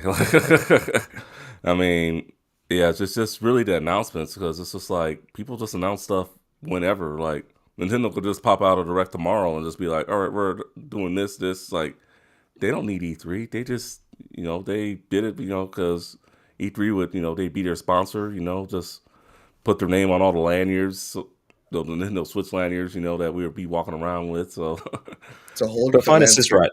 right. Finest is right, though. I think E3 carries with it some stature. Like yeah, it's it got does. something behind it. So if they were really going to do the right thing, maybe they take it back to the very basics, rebuild it from the ground up, maybe do 2 to 3 physical events a year. And, if they're about making money, hire the booth space more times a year, and then have big reserved functions for those AAA announcements that you always hang out for at Christmas. Like there's indie showcases all over the place. You could have an E3 indie event, and then Mm. you'd separate it out for the public in different ways, and they have a chance to address it and iterate it and improve on it every single time instead of once a year after the board decides how much money they'd like to make this year. It's yeah. Look, I'm probably not the guy to talk about it because I haven't been to America and been to all these gaming conferences and stuff. But you know, there's things they could do. I guess fingers crossed they just fix it when it can be a physical Yeah. event I again. mean, I wouldn't want to see it go away. I just want to see it get better. And right now, I think just doing just straight digital events just isn't better, unless they're trying to work out something that they can make it It's better cheaper. in the future. But yeah, It's cheaper for them. yeah. Yeah. So that, yeah, It definitely allows right them to now. have an event because, yeah, if they, what was it, PAX that canceled this year? There's a big event that canceled this year already. Gamescom? I don't know. It wasn't Uh, Gamescom because that's happening. So maybe it was PAX. I don't know. yeah, I We'd think it have was to look for PAX, that. PAX Yeah, Germany, yeah. maybe. Don't quote me, but Yeah, no, we won't. All right, and last for the gaming news call outs is the Steam Deck. After a month, we've seen great emulation on it, and it could also use play Games Pass through Microsoft Edge. I know, Matt, you've been paying attention to this closely. I know you got some thoughts on it. What are your thoughts on the Steam Deck so far? Even though you're still waiting on yours, I haven't ordered it, I can't get or it in Australia, dude. yeah, are they you haven't serious? opened it up Oh, I to other thought. countries. Yeah, Oh, Yeah, damn. no reservations for us. No yeah. Gabe Newell walking up to my doorstep, handing me a signed Steam Deck, and I'm not butthurt about it I at thought you all. were able to. I know you weren't able to make pre-orders, but I thought it was just because they're sold out or something. But no, it's the whole region can't. Yeah. Yeah, Oh, damn! not available to us here I'm yet. sorry, man. You didn't read Hey, that look, Otherwise, Discord message very well. yeah, yeah, I I get a also lot of Discord on messages. on my other podcast, I probably talk about it quite a bit as well. But look, by the time it comes to Australia, we're going to have the iterated better version, and you guys will be stuck with your broken joysticks and stuff. And so, yeah, I'm This is I'm okay true. with that. But from the way it's looking, if we're talking about Christmas, like this is Christmas in a console, I think, where every single person who has one is discovering new things about it each week that keep improving. Like it's just unbelievable the stuff that's come out. They've started booting and not supporting but enabling Windows to be added as an OS on it. Sorry, motorcycle. Um, which is great. Doesn't work well. Definitely don't do it for games, but it does the thing. And because it's a portable PC, now it actually means that. So you could do other things with it if you wanted to. You probably wouldn't be editing videos, but if you wanted to jump on your work Gmail, get Teams installed or something like that, then you could use it for that. The whole retro thing is blowing up. There's so many emulators that now have been scheduled to work, which is unbelievable. We've also got a Linux game storefront emulation package that's available called Heroic that allows you to install and play Epic Games stuff. Damn, that's crazy. I hear it does GBA really well, but yeah, go on. Look, you've got RetroArch on there. That sets you up for success. And Linux is great for development as well. There's a lot of people who've been doing the work for like the last 20, 30 years that now have a games console to develop for properly. Even though Microsoft Windows still has a Linux backend a little bit, it's still difficult to do that x86 stuff. But yeah, and Game Pass now working through Microsoft Edge, which was enabled by Microsoft, and cloud gaming as well. xCloud is working through Edge the same way as it would on console too. So it's all getting in there, man.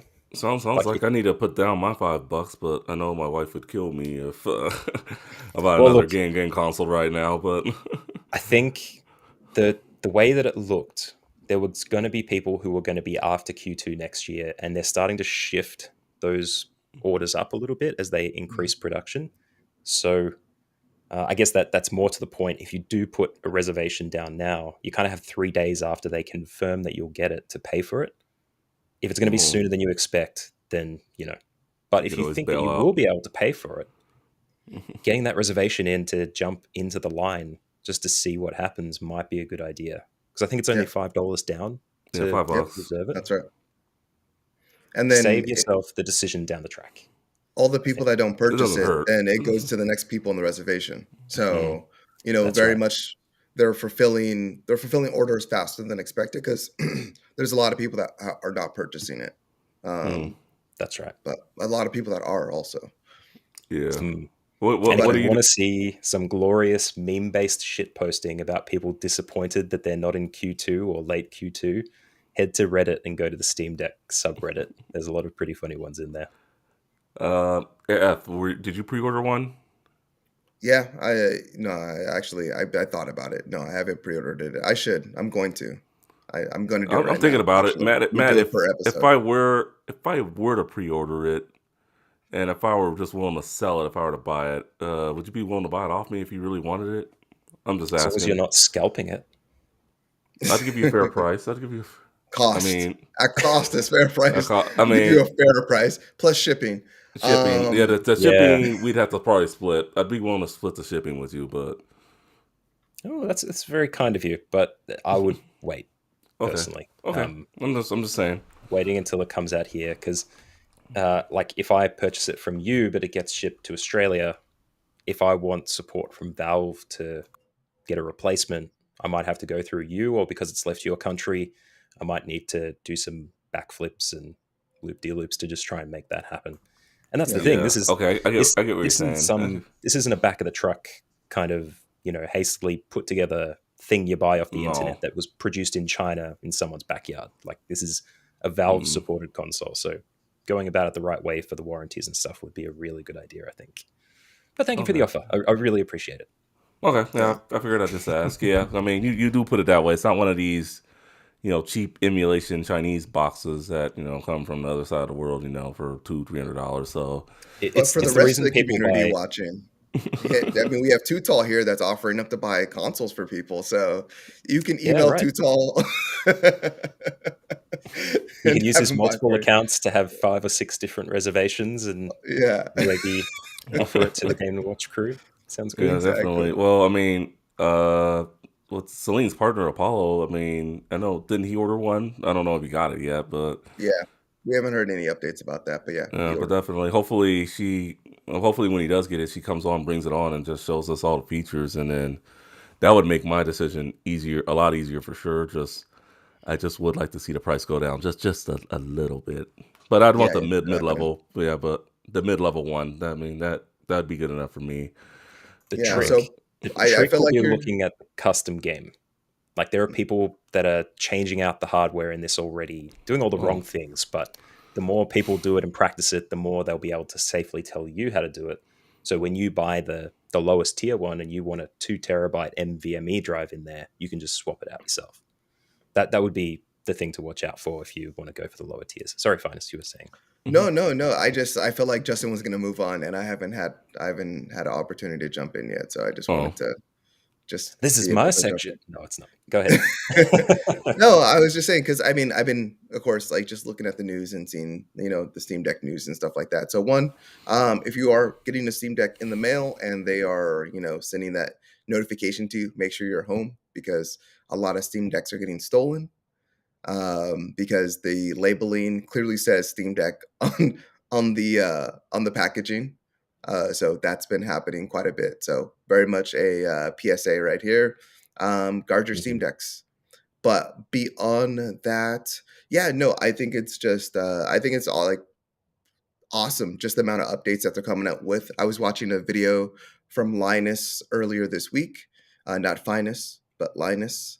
Linus's Tech Tips, and yeah, he was just talking about his experience in reviewing the Steam Deck, and just how like he was up till like midnight the night before because Valve was like still putting like updates out on the console. Yeah, And yeah, and he was just every like, few hours. yeah, he's just like they kept on updating it like up to the wire. And he's like, that's like probably the best part about it because he says like Valve realizes that it's not a perfect console, but they're full on. They're like they just want to support this thing and they want to make it better for everyone that has it. So he's like, what is this thing going to be in a year? What is this thing going to be in a couple months? Because it's not the same thing when they shipped it to me from the point to where I released the review to like the next day after. And I think that just speaks a lot to what Valve has going here. The battery life has already gotten better, like in a lot of situations. I think that's like it's one Achilles heel when talking about this thing, and I think that's like the one like thing people like are really dinging this on. They're just like, oh yeah, like the battery life is junk, so I'm not gonna buy it. But the Switch's battery life was junk, and 100 million plus people bought that. It's Um, gotten better, and and only yeah, the Steam Deck can only get better too with the battery life. So I wouldn't yeah, judge it just based on the battery life. And I mean, it's not 5 years anymore where like a power brick is like super expensive. You can get a cheap one for like 40 bucks. Like just So if it's you not even absolutely. travel, that. if you yeah, so We just came out of a conversation with Switch saying, yeah, we're halfway through our 10-year life cycle on this device that was out of date 3 years ago. Whereas Yeah, Valve has already said, yeah, we're going to work on a second one. Not and sure that's a when. perfect segue into the emulation of this. How like because of Nintendo's software and console being like out of date, like you were able to emulate like Switch games on this console. Like Switch is like rampantly taking them down. Like as like or Nintendo is rampantly taking down like any it's like CEMA like videos of like the emulation of like Nintendo games or Switch games like on the Steam Deck.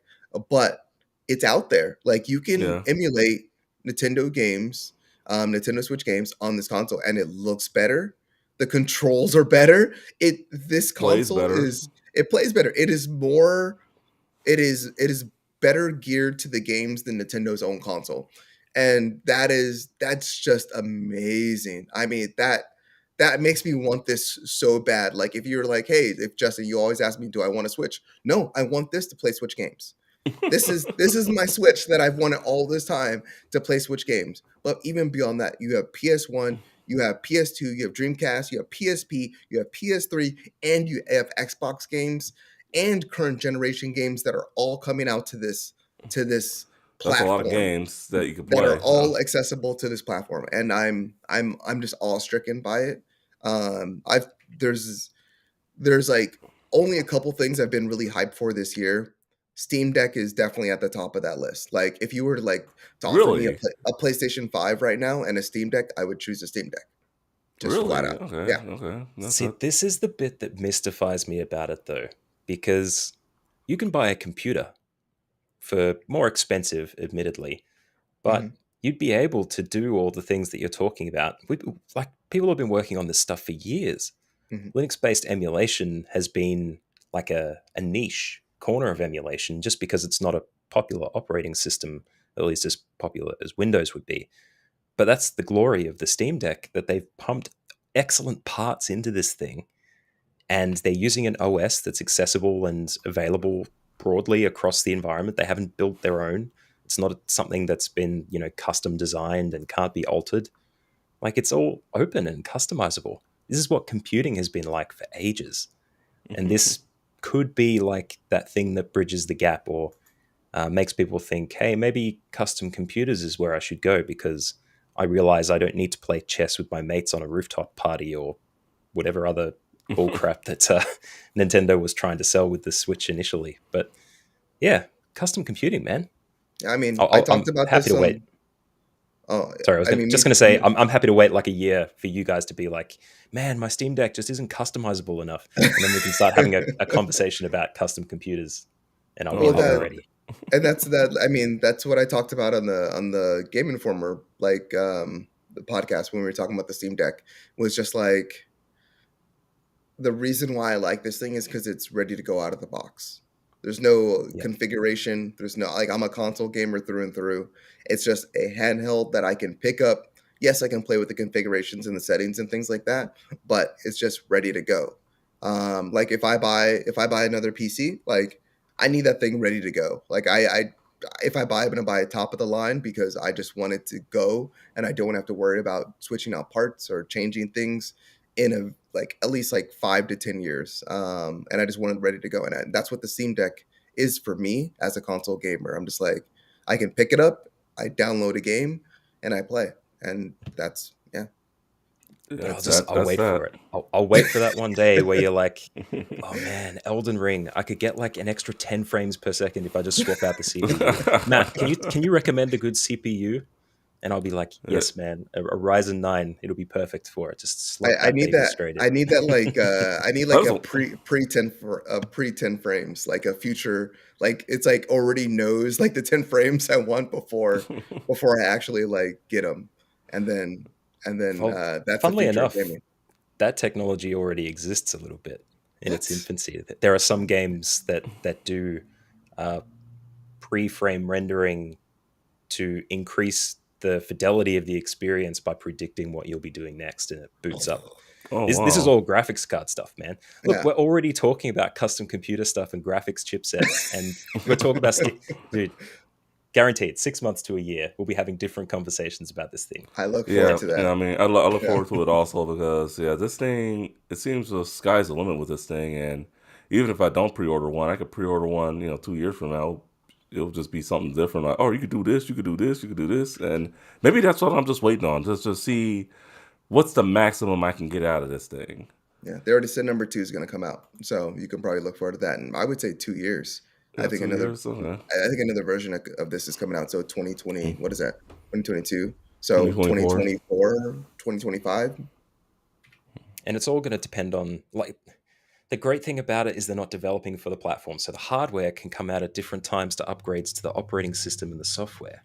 Like, Yeah. Yeah, it's a recipe for success. that's the It's going to beauty be of awesome. it. All right, so let's get into this week's discussions. We had a couple of showcases, and the first one we're going to talk about is PlayStation State of Play, Hogwarts Legacy, which is a new game from WB based on the Harry Potter series, and they had a 20-minute showcase on this, and it looks like a good game for the most part. I mean, me personally, I'm just gonna be honest with you. I am not the biggest Harry Potter fan. My wife loves it, but me personally, it's just not my cup of tea when it comes to the films and all that good stuff. But uh, I was blown away by some of the gameplay that I saw, like what you could do. Just joining the academy, becoming either a wizard or a witch or whatnot. And I know this game is coming out in fall. It's coming out around the time of Gotham Knights, I believe. So I don't know if that will be a conflict with its timing coming out, unless we get a delay alert or something. But This is coming out in December though, so I don't December. think So all it right. should be a So conflict. All right, so it shouldn't be complicated. Yeah, Gotham Knights is scheduled to come out sooner. So, um, Look, I um, think this is going. They're building a game that seems to be like a full experience that could continue beyond whatever linear aspects they're trying to embed into it. Because it's like a full school year. Like they're saying, it's you're joining quite late in the wizarding school year as the main character, which can be built with a character creator, by the way. So you can, do build the person that you are or the person that you would want to be in Hogwarts. And you go to classes, you research animals in a Pokedex kind of thing. You create potions, upgrade gear. You walk around familiar environments like we're seeing on screen in the video version of this podcast at the moment. And the animals are all different. There's an open world beyond the school that you can go to. Like, it's just a ridiculous amount of stuff. There's going to be way more than just one linear experience that's 40 hours and you're done. I think they really want to build some immersion into it. Yeah, I mean, this is like they very much could have gone the route where I mean, there's been plenty of Harry Potter games, but they could have very much like just built that all-encompassing Harry Potter game where, you're experiencing Harry from the beginning to the end and you experience that story. But the fact that this is set like 100 plus years before that story, is which is very much a prequel to all of that, is going to be excellent. We really haven't really explored that, they touched base on the Goblin War in the books and stuff like that, but just having, yeah, just being able to experience it and then them building a game around it and then really filling in, all the in betweens within that is going to be absolutely incredible. The game trailer, the state of play blew my mind. I was so much more than I was expecting, and it really seems like an immersive RPG. Like it almost seems like an MMO, just in terms of like how Yeah. much and the scope of the full game. It blew my mind. Yeah. It's like a Lost Ark, but for wizarding nerds, Yeah. maybe. And I'm not the biggest Harry Potter fan. Like the books, I dabbled in the first book like a little bit here and there, but like yeah, just the movies didn't really capture me either. Like I watched all the movies and everything, but the world is what encaptured me and like just really made me excited to go watch those movies. It was never Harry Potter. Like I give a fuck about Harry Potter. I don't care. Little orphan kid, forget about it. Yeah, like yeah, a little just yeah, scar on his head. Like I don't care, but that just whole world and the way they brought to life that world within the movies is always what captured me. And I was always like, I always want to see the next thing, and then them bringing that to life in the game is what makes me excited. And I'm really them just like flushing that out even more so where I'm going to get to experience it at my own pace and at my own leisure and touch bases on wherever I want to be. And then even being in the school that I want to be in. I'm not automatically in Gryffindor. Like I can be in Slytherin or I can be in, any of these other like classes and just really experience this. This is going to be incredible. I hope it's incredible, but like this game was so under the radar for me. Like it was not on my list for games this year, and I'll say I don't think it's going to release in December. yeah. But but if it does, and it lives up to the promise of what they showed us in this trailer, I cannot wait for this game. I really can't, and I'm going to be so excited to play it. You think so this is coming to your list if it comes out this year? Because I mean, Yeah. based on what we've seen with WB, they've been pushing I, games back. So I'm going to wait for reviews Mhm. for this game, just because there's a lot coming out. I mean, unless I finish Cyberpunk and unless I finish Horizon and Elden Ring and Tiny Tina's Wonderland and Teenage Mutant Ninja Turtles Shredder's Revenge, unless everything goes perfect and all these other games disappear off the plate, Starfield comes out. Starfield's a bust. And looking like it's gonna be a bust.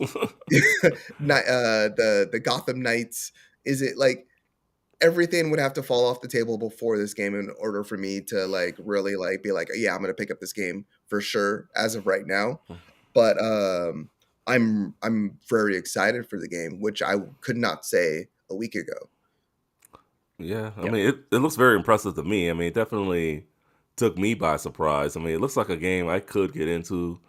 I mean, definitely one thing with the Harry Potter movies, like you said, finance the world, like the things going on around the world is just very, very, very intriguing. I mean, we can care. I mean, I could care less about Harry Potter personally, but I mean, Well, that's the um, mystique, inserting yourself in this world. yeah, Like, people don't run around dressed like Harry Potter. They run around with scarves of the houses that they think they belong to because of the sorting hat and or whatever it is they use to choose it.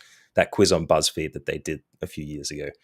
Um, but yeah, no, look, immersion in this world is going to be the biggest thing. I think it's going to be like the destiny of WB RPGs. It's going to be continuing for a long time, even if you don't play it when it comes out. There's going to be some form of this, if they do it right, that's going to be available to play when you've got time. Yeah, I I won't can be see that. playing it though. I can't see myself playing it, to be honest. yeah, that's the key. When we got time, yeah, It's because a the lot, port key. the pod key. No, All right. port key. It's actually Oh, one of their port studios. key. Oh, Did you I said notice that pod key. there's 2 development studios at the start of that state of play video we had going there, and both of them are named inspired according to the Wizarding World. So I think they've built game studios specifically to work on this thing. I think there's Yeah. going to be way more content for this than we expect.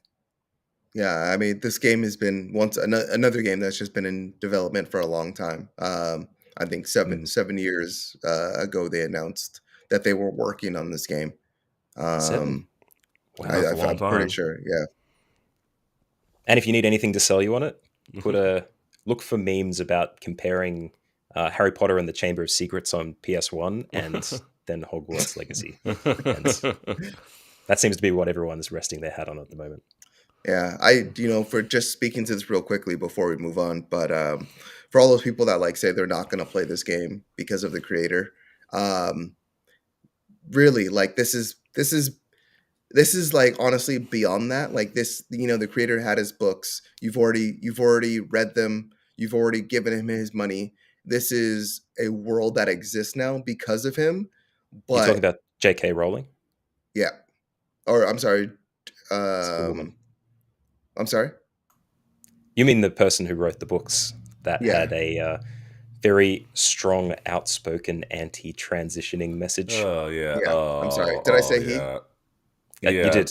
Yeah. Okay. It's Yeah. a she. Yeah. Yeah. I was confused. I Yeah, thought it might have been someone else who'd done something dastardly around the Harry Potter series, which wouldn't have surprised me, to be honest. Like, yeah, J.K. just came out of the woodwork with that stuff, and people were like, "Whoa, hang on, this is yeah, my childhood beloved franchise, and you're just taking a big, yeah. you're turning all over it because you're saying all these things that you intended throughout the writing." But what you're saying is right. Like, they didn't mention J.K. Rowling at all hmm with this game. They've yeah. distanced themselves quite adequately from it, I think. And they're absolutely trying to. And I just like, if you were a Harry Potter fan, like, and you've distanced yourself because of everything that's happened, I wouldn't. I would really take this as its own entity and just take the game for what it is and enjoy the game. There's plenty of people that have worked hard developing this game over all these years. They didn't know what was going to happen throughout the course, of the time Yeah. span, but that doesn't take away from all their hard work and them creating this wonderful world. And I look forward to. Honestly, I'm really looking forward to it, despite everything. Yeah, me too. I'm looking forward to see how well it does, and just like you, I just got to see reviews, see if it's a game that yeah, worth time, and if I have the time, because my time's pretty limited, so dipping in a 100-hour game is But WB coming with the hitters. I mean, yeah, Suicide Squad. We have we have the Harry Potter, and then we also have Gotham Knights, all from yeah, WB. yeah, They've yeah. been So hitting strong for years, man. Shadow of Yeah, Mordor, Mad yeah, Max, it's true. all yeah, winners. they've had some bangers for the most part. All right, and then moving on, Xbox had a showcase this past week for some indie games, and I want to scroll through them real quick. Um, Paradise Killer, the developer for that game, Fellow Traveler, put out some games that are coming out. Kraken Academy, which is coming out next week. Citizen Sleeper, Bacon Pines. That's something to look forward to. The Escape Room. What else was announced? Wrestle Quest, an RPG wrestling game. I know Mr. Madness was very excited about this because it actually has real life wrestlers in it. Uh, Lost Eidolons. If I said it wrong, I'm sorry. Eidolons, I would say. Eidolons. Chinatown Detective Agency. That looks pretty interesting. That's another game I'd be curious about. And then, there's a game I think we talked about a while back, Cursed to Golf. I Yeah, think that was on. Yeah, we talked about that a while back. That was a Nintendo Indie Direct, I want to say. So, and then Clash Artifacts of Chaos, and then a game we talked about just last week that I'm looking forward to, Trek to Yomi, which That one looks really good. Yeah, that I'm really looking forward to, and then Immortality, an interactive movie trilogy. So, and Whalefall, Void Train, There Is No Light, and that appears to be it. If I missed any game, feel free to correct me in the comments, people. Any of these games y'all are looking forward to, or that anyone should check out? I mean, Yeah, check Trek them to all Yomi. out. Well, they're all indies, right? And it's Yeah, a everything's indie. ID Microsoft showcase, so some of them have got to make their way into Game Pass at some point. I'd say that's where they might live. I mean, that was the biggest thing about this announcement was that Tunic was coming to Game Pass on day one, and that was like the awe moment because I'm going to say it again. Another game that was in development a very, very long time. Tunic was once again like that was announced, what, six years? I keep on saying 7 years, but I feel like every game is like There's a lot was of developed like, announcements. 2014 to 2015 was like a very active period of yeah, announcing, it seems. yeah. But there's been a demo out for Tunic for like 2 years as well, I think. So yeah, it's really good to see it. Looks really great too. Real pretty. What do y'all think of? What do y'all think of this wrestling RPG game with Macho Man and Booker T and? It looks like a game with wrestlers in it. I don't know. I have no history with wrestling games, so I have no idea. All right, that was one where I need Mr. Madness, but all right. I guess Mark, let me if you're play listening, yeah, Mark, if you're listening, what up, man? Yeah, that game looks sweet. And then that Chinatown game looks pretty interesting too to me. I mean, those would probably be the two games I'd be interested in the most. And perhaps Tunic, but jumping into another Souls game. Yeah. I think they will vary quite a bit. Like there's going Yeah. to be a lot of hitters for people with different kinds of tastes, but you're looking to branch out a bit. It'll be really good to explore these, I think. Yeah, definitely. I mean, the big ups to these companies for putting out just a bunch of indie releases and third party releases. Like last week we had PlayStation. It's indie direct, so it's always good to see them showing these third party companies, indie companies, some love. So We've I had mean, 5 like showcases and directs mhm. and things like over the last like 3 weeks. Yeah. Just insane. Like talk about jamming them all in at once, guys. Come on. Relax. Spread them out a little bit. Yeah, I You mean, gotta capitalize on that attention. yeah, Yeah. I think Xbox replied to what Sony did last week, and it was just like, oh, nope, now it's our turn, and I'll be mad if I see, Nintendo, we're doing an indie direct this week. I'm like, again? Trek to Yomi on Switch. So I think Trek to Yomi appeared on the Sony one. Yeah. Sony, Yeah. Sony Play Yeah. as well. Yeah, so, That's all what I've right. been hearing everyone saying bring Tunic to Switch. That's all I've been Bring hearing. Tunic to Switch. All right. Yeah. Yeah, bring Tunic to Switch. All right, one more big story, and then we'll get into the release rundown and close it up for this episode. Gran Turismo 7. This game, I thought they were gonna have a better launch than this, but it's just been like I'm kind of glad I didn't put up the $70 for it.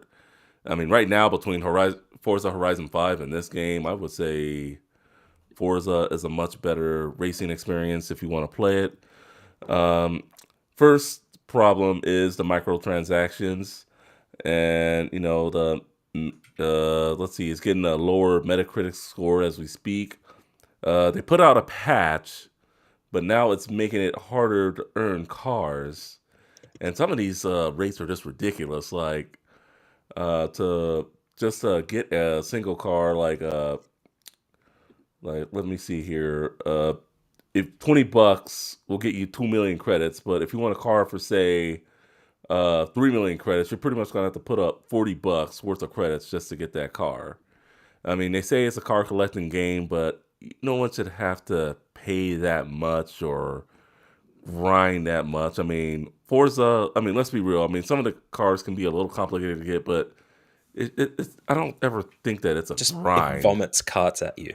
You're like, Yeah, no more cars, please. I've had and no. the thing with this game is if you get duplicate cars, you can't sell them. You cannot sell them. So it's like you can have like a lot of cars in your garage or whatever. It's just like I don't need two of these, and it's like you can't trade with other players or anything. Let me read a little note from the developer, uh, Kazunori Yamauchi. I think I said his name right.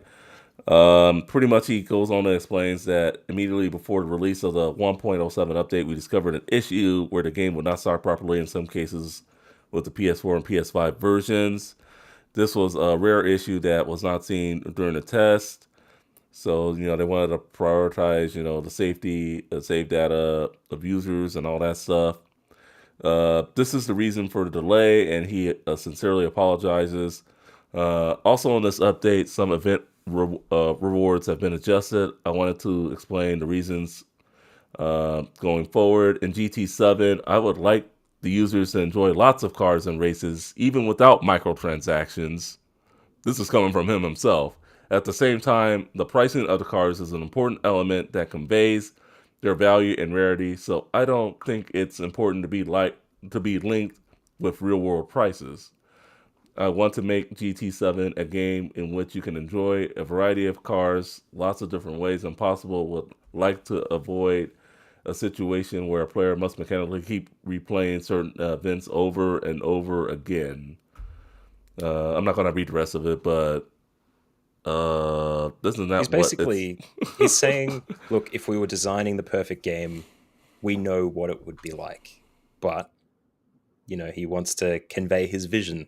This is probably just like what I think it was Miyazaki talked about Elden Ring in the same way. Like he realizes that there are people who don't necessarily mesh with the type of game he's making, but it's about challenge and it's about coming back from failure to a rewarding experience. And here he's trying to say, this isn't your Forza Horizon 5. This is uh, your car simulator game, and we're simulating pricing structures and rarity and scarcity of vehicles and things like that.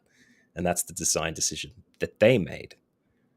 But it also sounds like through the statement that he's not mad keen about the microtransactions either. Yeah. But it's the only way that they can push that scarcity in the game to, that the thing that allows you to acquire them, they have to hold you back a bit if they want to make that value seem greater. And But it I'm could just be held back by the way that you have to play the game. It's not varied enough to make it work. yeah, and I'm totally down for them holding back games based on rarity. But Mhm. for like your most expensive cars, like I've let's see, who was it that Is there a Bugatti Veyron in there? I assume there Because would that's be. Yeah. that'd But be high up there. based on GT Planet's review of the game, it takes up to 20 hours to get like the most expensive cars. Like 20 hours to earn one car. I mean, that's asking a little bit much. Sorry, I have a motorcycle in the background coming, pulling around the corner right now. I'm going to let you guys take it. I'm on mute for a quick second. That's really on point. We're talking about car racing, and there's a guy with a motorcycle turns up and tries to override the thing. But yeah, no, that's look. If you were looking at it in gameplay loop, in the sense of game design and keeping people on track to play it, that would instantly be a QA fail. Like We're not being kept engaged and onboarded in this game because you've made the treadmill incredibly hard to run on to get to the point where we want to experience. It's the same argument as, oh, don't worry, just watch the first 3 seasons and then it gets good. Like, no one wants to drop that kind of time in it. Yeah, 20 hours for just one car. And then Oh, there's the boy. other Might change. there's the other end of that. It's like, okay, well, you can go buy it. And then you look at the price of the car, the exact same car that you know, you could either spend 20 hours to earn, and then that equates to what they're selling it for, which is $40. I could buy another $40 game for for one one car. car. It's like I could buy another game it's for like $40. I'm okay, I sorry. understand, like, you know, like understanding like a design decision, but there should be like you know, an equivalent exchange to some regard, and it doesn't seem like Yeah. that lines up, and it's not like seeing it doesn't seem like the player's time or money or what they've paid for is being valued in any respect. And that's why this game is getting review this game is getting review bombed on Metacritic, Yeah. and An is actual now review bomb, yeah. Yeah, yeah, there's this a review and bomb. now it is the lowest Metacritic scored game ever. It was sitting at a 2.5 the last Oh, time wow. Yeah, we it's... checked. But you know, it's at that's you're not Mhm. respecting players, so this is what you're gonna get. You're gonna get a game that's not gonna sell because you know you have a vision for what you want to accomplish, and Sony has a vision, and it doesn't align with what gamers want. So you're gonna end up with a game that's not bought Yeah. and a game that doesn't deserve to be bought. And I mean, in my personal opinion. Yeah, I'm not buying this now. I mean, based on what's been going on with this, you know, just I'll stick to GT Sport that I got, you know, in my drawer right there. But But And I maybe hear the it's not for gameplay is you. fantastic. yeah, Maybe it's not a game for you. Maybe it's a game that they're using the mobile gaming model to sell, where you're going to have people who jump on board for the easy bit, off board when they've had enough because they don't have the time or the money, and then they just have, you know, a few thousand whales who are dropping hundreds and hundreds of dollars into it because they don't have the time, but they do have the funds to feed into this thing so they can get what they want. Then all of a but sudden you've got like 90% of your game funded by like 10 people, and then the other 10% is but it coming already from costs people. $70 to buy the game. Yeah, that's what I was gonna say. It's like at least most Yeah, mobile games are free. yeah. Like So if they're out doing this, out like the they need to gate. make it free or like $10 or something. I mean, it's Look, it'll get cheaper over time. I don't think we've seen games stay at full price for longer than 6 months after their release, even if they unless it's are Nintendo. first-party titles like this, except for Nintendo, of course. But The another exception to the rule. theory here that I've just like, it kind of connects a little bit, and with the way that NFTs and crypto stuff has been going recently, the whole play to earn aspect of uh, like crypto accumulation and NFTs and things like that in games. That's what people have been entertaining for a while, but nobody likes it. It's kind of the same model that they're doing here, though. Maybe they're testing to see if the NFT and crypto space is viable in a AAA gaming platform by testing out the play to earn scenario and seeing what the uptake is like. And clearly nobody wants it. But there Yeah. might be some ulterior motive here where all of a sudden in a month or 2 months, the gameplay style completely shifts on its head because they've got the data they need to figure out if they want to go into crypto for play to earn stuff in games, and then they'll just move on. I would say just on my last point on this also, you know, this game is also this game has also been in development for a very long time. Um, 2015? yeah, Seems 7 like years. every 7 game we've been years. talking about on this podcast today has been in development for a very long time. But you know, Gran Turismo very much has had a track record of having like you know, real life cars like within their games and things like that, even to the point where like in the older Gran Turismos, Gran Turismo 3 I believe was the first one to show like physical damage in the cars, but prior to that, like all the car manufacturers didn't allow for damage to be shown on their cars. So I think very much like the pricing is actually could be a factor of them having a lot of these real world cars within their games, pay for licensings and things of that nature to actually have these cars. And if they are showing, I don't know if there's how much damage they show within this game. But if they are showing damage to that and things like that, it could be all a result of like, hey, we want your car in our game, so we're going to pay you X amount of money. So since we're going to do this, we have to, replace those, spend funds in other ways. So we're going to push that back onto the gamer. It's just my skeptical, ness coming in. It's how capitalism works, right? Yeah. Yeah, well, I mean, Sony's having one great game, killing it with Horizon Forbidden West, and then it's just like Gran Turismo 7 comes out, and oh boy, it's just like it can do. It could be a lot better. All right, so with There's that plenty more being, coming. yeah, there is plenty more coming. So with that being said, I just had to step out for a minute. Before we get into the release rundown, what games later on this year are you looking forward to, Matt? God of War Ragnarok. Ragnarok for the Ragnarok, and then God of War for PC you've been playing too, and that's been very great. I know for me, definitely that Cowabunga collection. I was a little disappointed on the dead drop. How you just kind of you were just like, 13 games in one. Could have at least ran through all the names of them, but Dude, for anyone listening who doesn't know, I run a podcast called The Dead Drop that covers as many news articles as possible across the gaming industry to it's try very and great. give you what you need. Thanks, man.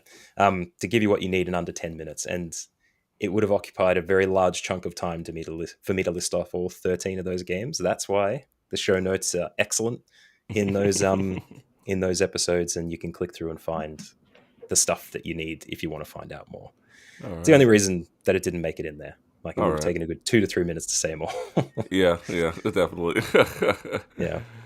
Yeah, we were talking about how on one of Matt's Dead Drop episodes, he didn't name all the Turtle games in that Turtles collection. So, Oh yeah, no, it's a good thing you didn't. I did that, and it was horrible. I was like, too many.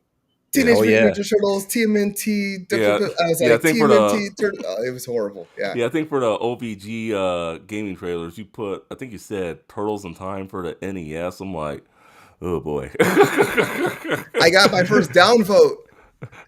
Did you? You did. You did. Yeah, I got a downvote on one. I think it was that one too. Oh wow. Okay. So yeah. no, that's awesome. It's a rabid fan base. I love it. No, it's been doing well. OVG trailers, go watch it if you haven't watched it. But yeah, people are watching it, so yeah, definitely. All right, so now that Finance is back, we'll get into the release rundown. We got Kraken Academy, which we just talked about, coming out March 22nd for the Xbox Series of Systems, X and S, Xbox One, and it is also coming to Nintendo Switch. So you can play it on the Switch as well. Yeah, it looks like a broccoli or a tree with a face on it or something. I don't know, but I always thought broccoli were trees when I was growing up. Eat your broccoli, healthy for you. No, it's not. Yeah, Room Factory 5, also coming March 22nd. That's going to be for the Switch. March 24th, we have Memoir Blue. And this looks like it's coming to everything. PS4, PS5, Xbox Series of Systems, Xbox One, Switch, and PC. Also on the 24th, we got the Accent for the PS5 and PS4. The Ascent. The Ascent. Ascent. Thank you. Just in case people didn't think there was a new game coming out that was called The Accent. Sorry. It's all good. Ghostwire Tokyo coming to the PS5 and PC March 25th. Also, 2 more games coming March 25th. We got Kirby and the Forgotten Land coming to the Switch and only the Switch. And then Tina's Wonderlands. Tiny Tina's. It's a long episode. That's a long episode. Tiny Tina's Wonderlands coming to the PS5, PS4, Xbox Series of Systems, Xbox One, and PC. All right, so what games should our viewers and listeners pick up this week? All of them. All of them. I mean, all of them are great. I demoed Kirby and the Forgotten Land, so if you're a big Kirby fan, you'll probably love that, no problem. But don't expect it to be another Mario Odyssey. I'm just going to be straight up with you. It's Not that Hey, at all. it's going to be great. But it's going to be great. Big It's going to be mouth great. mode, eating cars and vending Carby. machines and stuff. Yeah. I love it. Eating cars. Yummy. The big one in this list is Ghostwire Tokyo, I think.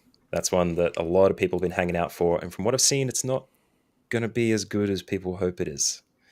The gameplay seems to be a bit loopy, and some of the elements of that gameplay as well are not as good as people expected them to be, at least from what I've seen. But it's still very early reviews. The copies haven't come out for the public yet, so we'll just have to see how things go. Yeah, I don't know. It kind of reminds me of like a Mirror's Edge / like Naruto Shippuden / I don't know. It just like It's not that at all. Not that at all. well, I mean, okay, if you like look at like okay, so it's first person Yes. and it seems like very actiony, like in terms of like the actions that he's doing when he's like actually fighting people. Yeah, it's like the Um, he's doing like hand symbols and stuff like that. Yeah, so it just reminded me of those elements, but then it has like that very kind of cyberpunk, like neo Japanese like look to it. So it's very, very neon, very colorful, yeah, kind of thing. Yeah, I guess it pulls little elements out of a lot of things. Yeah, not in terms of gameplay. No Mirror's Edge. No, Yeah, that's- No Mirror's Edge. No Naruto.